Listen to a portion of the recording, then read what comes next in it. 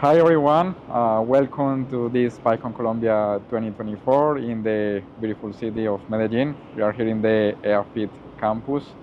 Today we have a very well-known personality in the Python community, which is in the legal and intellectual property staff and software engineer as well, Van LindBerg, which is the author of the intellectual property and open source, a practical guide to protecting code, right? Yes. So, Van, it's a real pleasure having you here in our conference in this edition. How are you feeling so far? Oh, this is fantastic. I am loving the conference. Everyone is so friendly.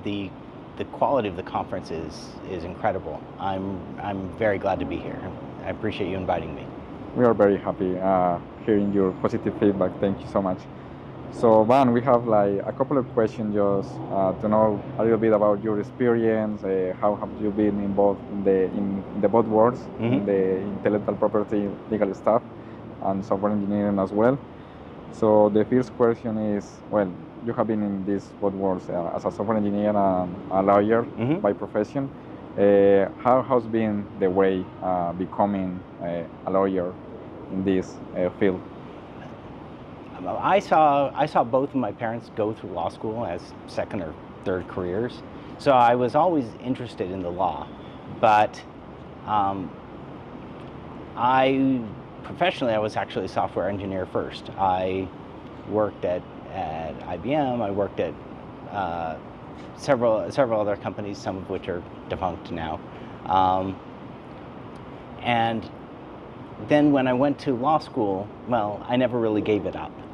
I know this is kind of geeky, but what I do for fun is I code for fun. And so it's always been just, not only keeps me fresh, it keeps me up to date, but I think it's creative, and it sort of lets me express myself in a different way than the whole legal side. It's like an art.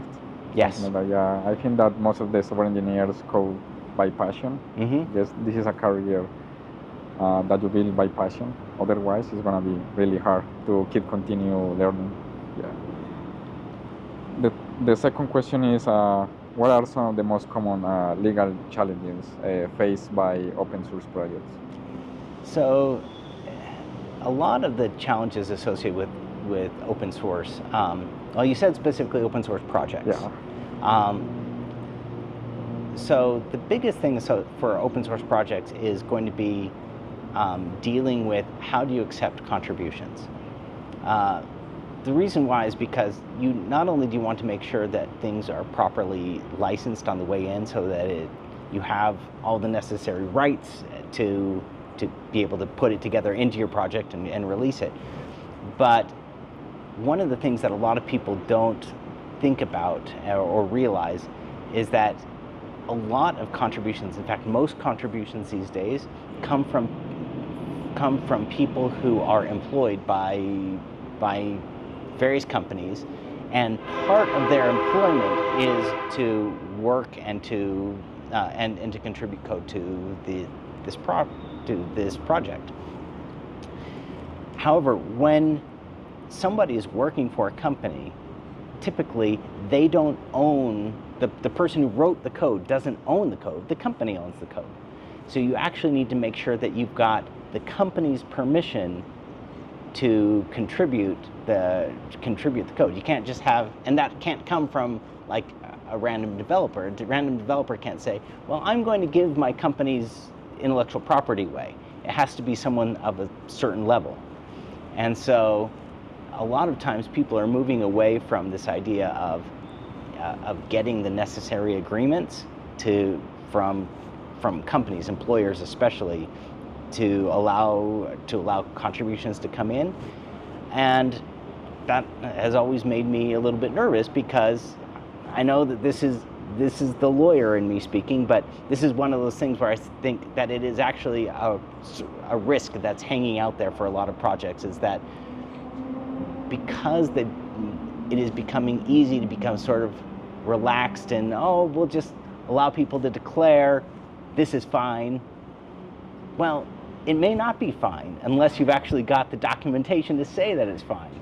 And I'm worried that at some point, for one of these projects, it's going to come back and it's going to bite them. But that's, I suppose, a problem for a future day. Most of the time, it is going to be how do you develop a community, and that's a community question, not a legal one. But there is sort of basic housekeeping for any project that needs to occur. Even I found myself saying that words, because it's fine, I think it's not a problem, and I think it's the ignorance just talking about that. Yeah. Well, some of us who have been around for decades have seen when it's burned somebody, and so, once burned, twice shy, or once bitten, twice shy. Well, I think that there's an entire generation where they've not actually seen an instance where it has really become legally important, and hopefully they never see that, but I think at some point they will. Just coming back with this question, but do you code? I think that you already say yes, it's for fun, but it's important for you in your daily work nowadays? So yes, as I said, I do. This is what I do for fun, but I actually use a lot of the code that I write to help me in my legal practice. Way back, as far back as like 2008, I was writing software to help me find prior art for patents. I gave a talk in, I think, Pycon US 2011, where I described these machine learning techniques that I was using to help me find prior art to help invalidate patents. And then, I've continued to do that. And then 2017, 2018, I wrote something to help me write patents more effectively and write legal documents quicker. Worked kind of like ChatGPT, but specialized just for patents. So I always try and find ways in which there are boring parts of being a lawyer, just like there are boring parts of anything. And if I can automate it, man, that's what I want to do. Yeah, definitely. Well, I think this is a question that maybe a lot of us we can have in mind. And today, with this increasing adoption of the AI, generative AI, all of these kind of technologies, we are witnessing significant shifts in both scenarios, technically and in the intellectual property stuff, because we are training all of these models with private data even, right? So one of the questions is, what do you see as the key legal challenges for this generative AI, particularly in the terms of copyright, data ownership? So let me preface this by saying we don't know. Everything right now is up for grabs. There are many things that are being litigated all over the world. With that said, there are precedents, there are ways in which we can analyze it. So sometimes, and in a few countries, they've already declared that certain things are going to be fine. Like in Japan, they said it is always okay to train for purposes of creating an AI. There are some other countries that have similar, although more limited language. In the United States, it is really focused around this idea of fair use. It's not exclusively fair use. There are some other arguments, but most people are focusing on this idea that there are certain things that you can do with copyrighted material that even if the person who wrote it doesn't like it, they can't stop you. It's too intrinsically valuable. These are fair uses because only specific uses are things that are restricted by law. Now, a lot of times these are the most economically valuable ones, and people don't care, but it's this fair use argument. what I think is interesting is that a lot of the same arguments that are being used about AI, especially generative AI, were the arguments that were made, I don't know, 20, 30 years ago with regard to the rise of the internet. People said, hey, my web page is my copyrighted content. You are not allowed to use it. You're not allowed to take it and create a search engine. You're not allowed to create an excerpt of it. You're not allowed to make a thumbnail of my image. I mean, these are all famous cases where courts came out and they said, no, it's actually okay for people to search the internet, to index the internet, to provide these things in order to make the information more accessible. There was also a famous case, it's actually two paired cases, about the Google Books project. Have you heard of Google Books? No, being honest. Well, I know what is Google Books, but I don't know what is the case and what is the problem behind that. Yeah. Well, they were going through and they were taking all these physical books and they were digitizing them, and then they were creating a search engine for them. And they got sued primarily by the Authors Guild for doing this. They said this is violating our copyright. And so what's interesting about that one is that the judge in that case analyzed, there are two things that happens in Google Books. The first is they digitized it and created an index of it. And the second is they had this thing where they would show people snippets of it. But what's important about these cases is that the judge analyzed these two things separately because they're actually technically separate uses. Creating an index is not the same thing as showing a snippet. And the judge said, this creating an index is actually, he said, this is quintessential fair use. You are doing something to make things more accessible. You're bringing out new knowledge out of it, etc. He also found that the snippet view was fair use, but we're not really looking at that for the generative AI. But this idea of taking something in, reading it with a computer, analyzing it, creating something like the Google Ngram service, which is very, very similar technically to like a proto LLM. Well, actually, that was found to be a quintessential fair use. Now, a lot of people say there are limits to the Google Books case. Absolutely there is. People pointed out that the snippets, the result of this was to point people back to the original work, which is, again, absolutely true. But that brings me to the next point of, well, the difference between generative AI and copyright is not designed to prevent competition. In fact, the point of copyright is actually to incentivize the creation of more works.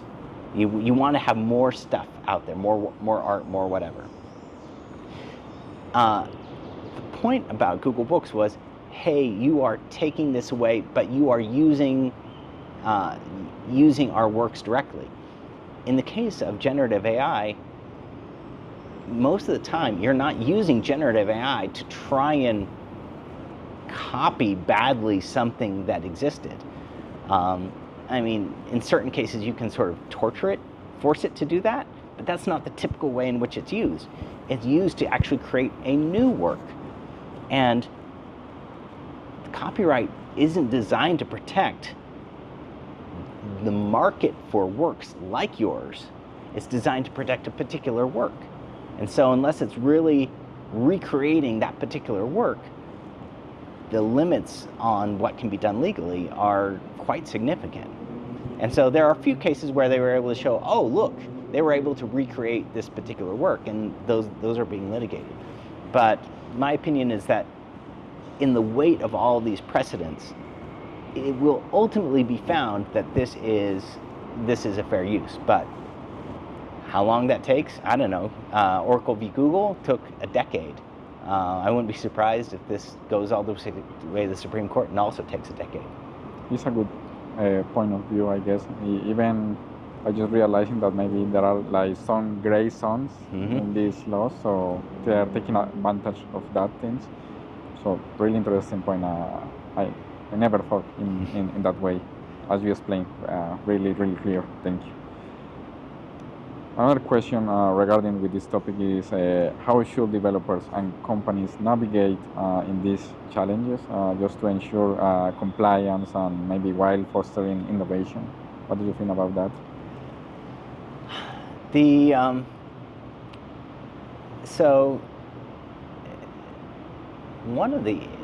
this sort of hops back onto almost the software engineering side.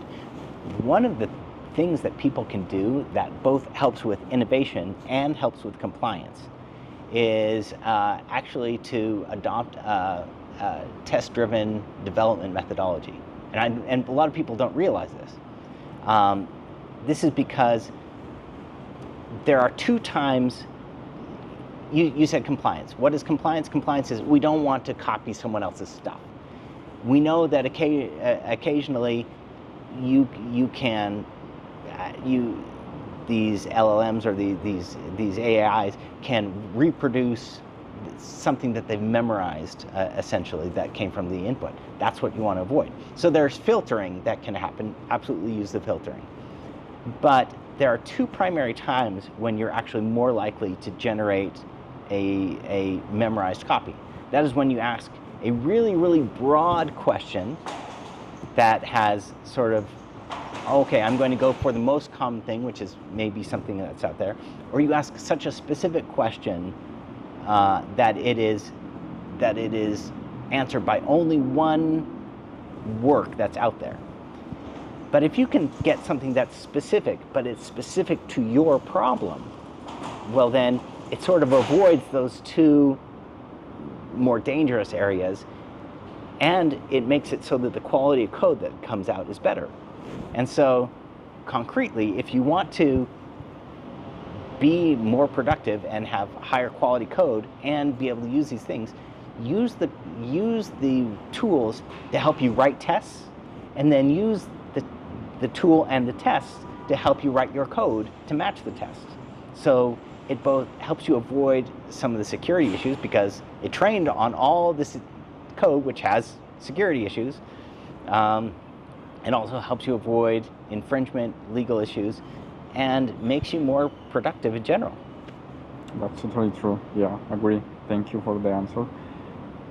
Well, Van, we are just curious. What is Otspoco and how did you decide to create it? Otspoco is one of the hats I wear. So I have sort of two different things that I do. One is I'm a partner in my law firm, and that's where I do all my legal work. But in terms of helping companies with open source issues for a long time, I realized that it wasn't just legal help that they needed. They also needed people who knew how to integrate scanning with their CI/CD, people who knew how to help communicate with the project so that their PR would get accepted. They needed a plan if they wanted to launch a new open source project. How would you make that successful? How do you build a community? All this stuff is important for dealing with open source, but it's not legal. So I started Otspoco as sort of a paired consulting to help companies with everything else that they need to run a successful open source program. And so a lot of times people refer to OSPO, an open source program office. And so Otspoco is an open source program office essentially as a service. It's like a fractional OSPO that you can use that companies essentially subscribe to get all these different types of expertise so that they don't have to have it all in-house. And it allows a company that has a couple people but who realizes they need more to augment their staff, augment their capability sort of on an on-demand basis, and in a way that's cheaper and easier than actually bringing in a bunch of really expensive, specialized full-time people. Definitely is a great solution. Yeah, sounds really cool. One is this one your first time here in Colombia? What did you think when you received our invitation? So yes, this is my first time in Colombia. I had previously only been as far south as Guatemala, and so this is actually my first time in South America. South America, yeah. So I'm really excited. In terms of receiving the invitation, honestly, my biggest reaction was to be flattered. I thought that it was, like I said, really flattering that you here in Colombia would be interested to have me come down and speak. Cool. So tell us a little bit about your experience in the conference. So I've mentioned this to you several times, but the sort of the quality of the infrastructure and how tightly it's run, there are a lot of things that go into a conference, which I know you know, but for everyone out there, a lot of people think it's just you get some talks and you have people say some talks and boom, you've got a conference. And yes, you can do it that way. But the really high quality conferences, there's a whole lot of details that go into it. There's a whole lot of logistics. How do you get everyone fed? How do you encourage networking? How do you make sure that it's a valuable experience for each person? Just in presentation, how do you make sure that people get up and down on the stage very easily? How quickly can you get up the videos? The quality of the video and the sound and all these technical issues.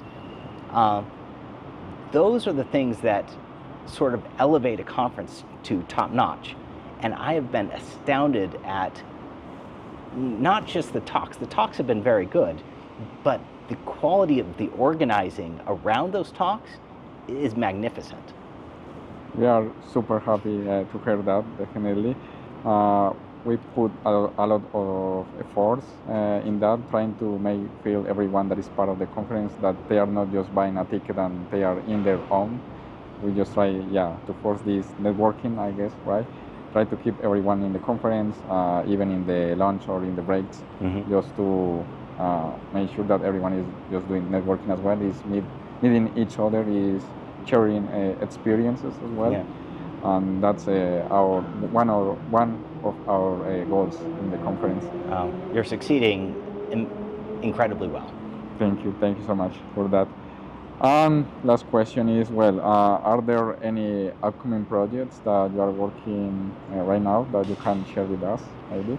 I have been doing a lot with AI. Interestingly, a lot of that came from the open source stuff, because first of all, a lot of the AI stuff just is open source.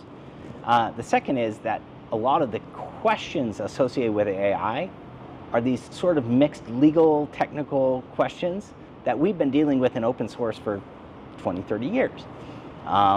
So how you've got this weird license, what does it cover? How much does it cover? How can you put these two things together? Can you put these two things together? All those questions. And so I've been doing a lot of helping companies create their AI programs, their oversight, their administration. But one thing that I've noticed is that there's a lot of worry, especially sort of amongst government regulators, about AI. And there's been a lot of talk about how dangerous AI can be. And one of the things that I'm working on, and I'm hoping this is actually going to be part of what I'm going to be talking about in my keynote, is how we should be looking forward to AI, and we should not be afraid of it. It's not going to get out of a box. It's not the people talk about the chance of they've got all this stuff of like AI is going to kill us all. It's like the Terminator. It's not. It's not. And so one of the things I'm working on is I'm I'm creating with a group called Alliance for the Future some draft legislation that we're going to be proposing and shopping around the Hill to help regulate AI, but regulate it in a smart way that allows for innovation, that allows for open source, that allows for a continued development of this incredible boon that we've developed. So we need more people working on it, definitely. We are in the boom of AI, and we need more people working in this stuff. How to control it, or how to just make sure that we are going in the right way. So I think that's it, Van. Thank you so much for being here. Thank you. A pleasure again having you here in the conference. I hope that you enjoy the rest of the conference, and thank you so much. Thank you very much. I'm sure I will.